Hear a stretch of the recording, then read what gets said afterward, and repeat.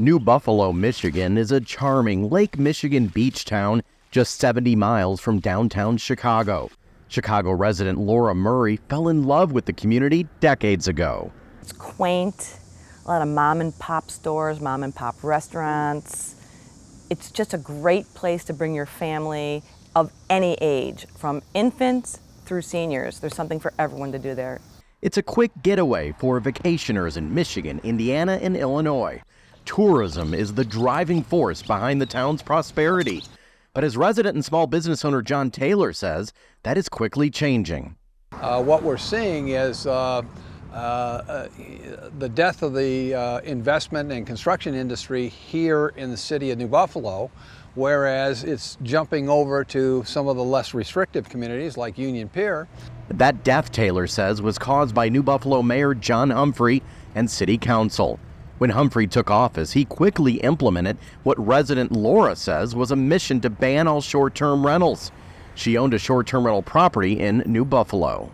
We bought it as a family vacation home. We didn't buy it to rent it out. It was only after 13 years that it became necessary, and we felt that we should have that right.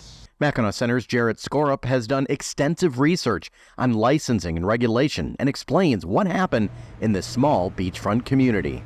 There have been citizens that have responded by saying, we don't like being around short-term rentals, and in New Buffalo, you actually had a mayor get elected on a platform of saying, I'm going to shut down short-term rentals. Laura was one of the short-term rental owners leading the battle against Mayor Humphrey. I was never, ever granted or given a permit. Never. I wasn't grandfathered in. No. Reason why? No. There was a zoning ordinance regarding short-term rentals that had been on the books since the 1970s that was never enforced. Mayor Humphrey and the new council enforced that ordinance, attempting to ban short-term rentals. Taylor is part of a group of people who have filed a federal lawsuit attempting to get this short-term rental ban thrown out. Many of us were at retirement age. We anticipated that this property was going to augment our income. It's forestalled our retirement. Laura attempted to voice her frustrations at a city council meeting. You've been given the rules and you refuse. You're out of order. Halfway through her statement, she was told to leave and was walked out by a police officer. As tourism has been the biggest source of income since Here we go. Way to go, Laura. She sued the city, claiming her First Amendment rights were violated. We won, and we won damages for infringement on our First Amendment rights. Laura said enough was enough, and she decided to sell her property. We went from having no permits to then having permits. You have to apply for a permit. You have to jump through many loopholes. Your house has to be inspected. You have to pay a permit fee. You have to pay a yearly annual inspection fee. From our perspective, it's not really fair.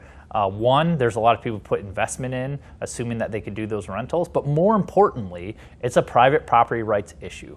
Government regulation should be focused on public health and safety. If you have regulations that you're applying to housing, parking permits, anti-littering, not too many people in the home, things along those lines that actually really do with health and safety, that makes sense. But going for a flat-out ban or imposing regulations that essentially ban people from doing short-term rentals is not the right way to go.